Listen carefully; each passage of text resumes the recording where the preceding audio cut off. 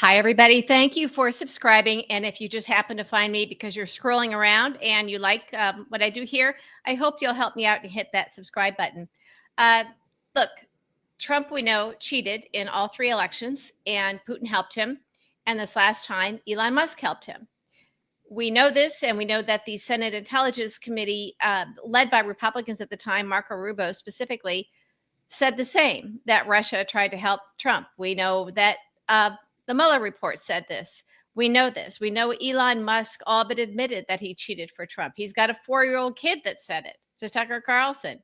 And even Trump was saying, yeah, Elon's got these great computers.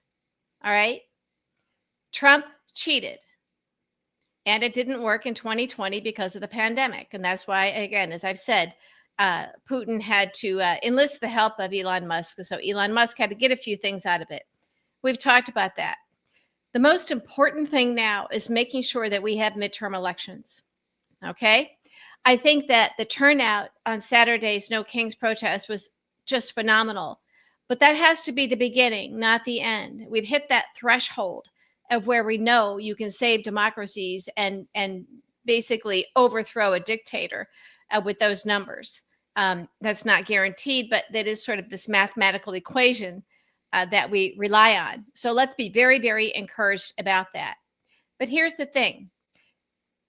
This is not a case where Elon Musk can simply go in with his great computers, as Trump calls them, and just cheat at the congressional level. It's much harder to be that granular. You can't do it like you can on sort of the macro scale, where they just need to change a few votes per precinct in a state, for example, to put Trump over the top in a few states so that he wins the electoral college, even if he loses the popular vote. It's harder to do. Maybe they can do it for the Senate or statewide races, but you can't do it for these House races. So we need to understand that what they're doing then is, first of all, putting people in place in these states who will prevent voting. This is why they have to make it harder for people to vote, for Democrats to vote. So that's voter suppression. That's what they will do. Then they will say that certain votes are ineligible. And there's all these kinds of tricks. But the most reliable way for them to get what they want, which is to keep Republicans in power in the House, is simply to not have midterm elections. So with all the stuff we're hearing out there, understand that this is probably the goal. And this is what we know Trump is working towards. He wants martial law. Okay. There's no accident why he's in California. It's the biggest state in the union with all those congressional seats. So he wants to get in there and find a way to manipulate this as much as possible. This is where it's getting more detailed. This is where we don't need to have some big accepted result from some big national investigation. There's no DOJ that would do that. And as we know, the DOJ under Merrick Garland, when Biden was president, wasn't doing their job. So we have to be diligent in our own backyards. We have to make sure that we are taking part in these protests, that we're keeping our eyes open, that we're contributing to the candidates. Please do not contribute to the grifter super PACs, okay? I beg of you. These guys that put half the money, millions and millions of dollars in their own pockets, the generational wealth guys who were broke when all this happened, when it started, and they somehow became very, very, very, very wealthy and literally had the Democratic House majorities sitting in their bank accounts. Remember this, this was as of 2019, the average House campaign, successful House campaign, cost $2 million.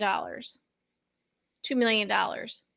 So when you've got super PACs putting $50 million in their own pockets, and then like in 2020, the Democrats, they were supposed to gain seats because we won the presidency. And that was when you're supposed to be, the coattails for some reason, and then you're supposed to, at that point, increase your majority, gain seats so that when you have the expected loss of certain seats in the midterms, you still have that cushion. So you maintain the majority. Instead, they lost seats in 2020 Democrats did. And a year they were supposed to gain seats because Biden won.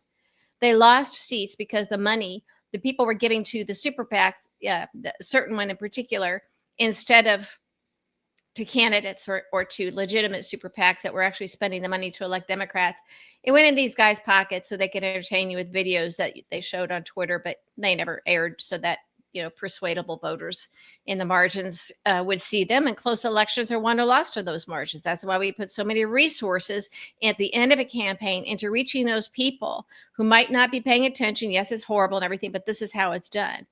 Where people like I stand. You guys are here, so we know where you stand. So everything goes to those people in the margins. Close elections are won or lost in the margins. And that's who we were targeting with my America Reads the Mueller Report project in 2019 and 2020. So the resources need to go to the House races. Okay. These guys are putting $50 million in their pockets. That's 25 House seats. I think Democrats lost 10, and then they lost the House the next time. So with the midterms coming up, do not give your money to people who are entertaining you. Okay? Give the money to the candidates or to the legitimate organizations that are actually doing the hard work of freedom to elect Democrats. Be diligent in your own backyard, in your congressional district, and the voting systems. And we know that these protests work. So if you were out there or if you've done the other ones, God bless you. Everybody can do a little bit in their own corner of the world because there's no cavalry saving us. It's us. All we got is us. Remember how before we sat there and waited for Merrick Garland to do his job, and we had people saying, "Oh, he's on top of it. This isn't an episode of Law and Order. He's dotting his I's and crossing his T's." Well, he wasn't.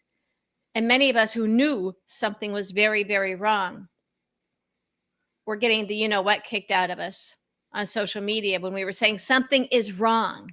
Something is wrong. And others are saying, no, but this particular person who has gained lots of Twitter followers who we never heard of before the era of Trump is telling us everything is okay.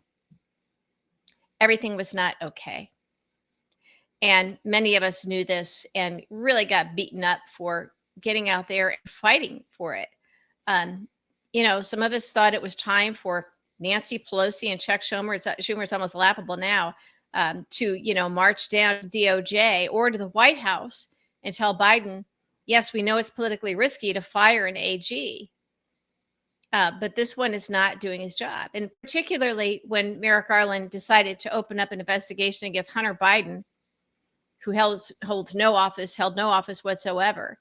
That was job security for him because he knew that it would be politically impossible for Biden to fire him at that point for not doing his job. That right there, I mean, there were other signs too, but if you were on the fence about Merrick Garland, that right there that's a huge red flag, just, spinning around, being waved in front of everybody. So sometimes common sense is in order. Common sense is in order.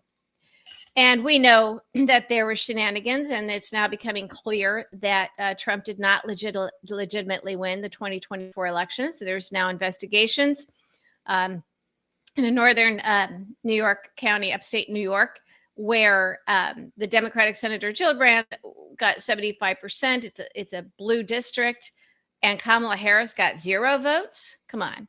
So we know this happened. We've always known it. We do not, when MAGA looks at you and says, prove it, you don't have any proof. Well, yeah, we do. We have enough evidence. And that's not what this is about. What we need are the courts. We need to support the people who are doing this hard work. My gosh, just to name one, Mark Elias at Democracy Docket. This is a man who's been out for truth and to save democracy since the beginning. He's not out to stuff his pockets. Does he and his people need a paycheck? Yeah, and they should be paid handsomely. But they're the real deal. They are the real deal. And there are others like them. And so the unsung heroes and the ones who are a little bit sung heroes, we have to be smart and figure out who the real deal folks are. And that can be difficult. But where there's smoke, there's fire. And you know who some of the folks are that that I'm talking about. And I think that it's important that we get real smart about it. I sense that there's a difference. There's been a shift in attitudes. People realize, as I said, there's nobody coming to save us. It is up to us. And so rather than demand that we be entertained, people are getting out there to their local protests. The video coming out of the protest around the country, the No Kings protest, are just incredibly heartwarming, because I feel like, unlike years past in this era of Trump, people finally now are getting it. They finally now are getting it.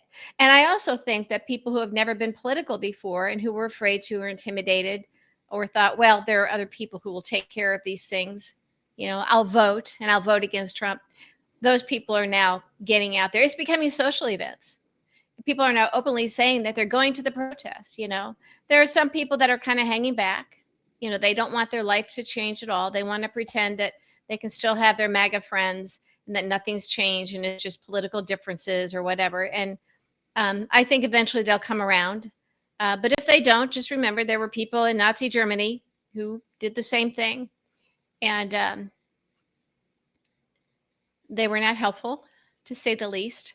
And it always comes out. We always know then who they are. But I do think that Putin is still disappointed in Trump.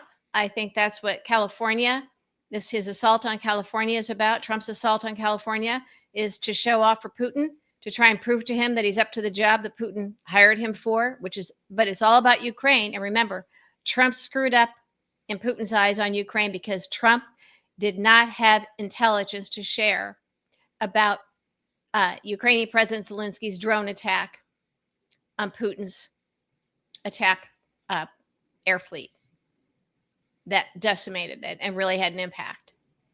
That infuriated Putin. Again, that is why Elon Musk suddenly turned against Trump. Remember that? I think they since cut some kind of a deal. So Trump is being given another chance, maybe. But Russian state TV was mocking Trump for his parade. So he's not out of the woods. But if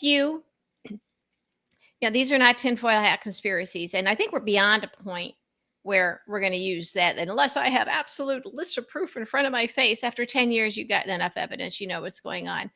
I think people are catching on now. So if you just start with a couple of foundational things that you understand and accept to be true. Putin installed Trump. Putin cheated for Trump.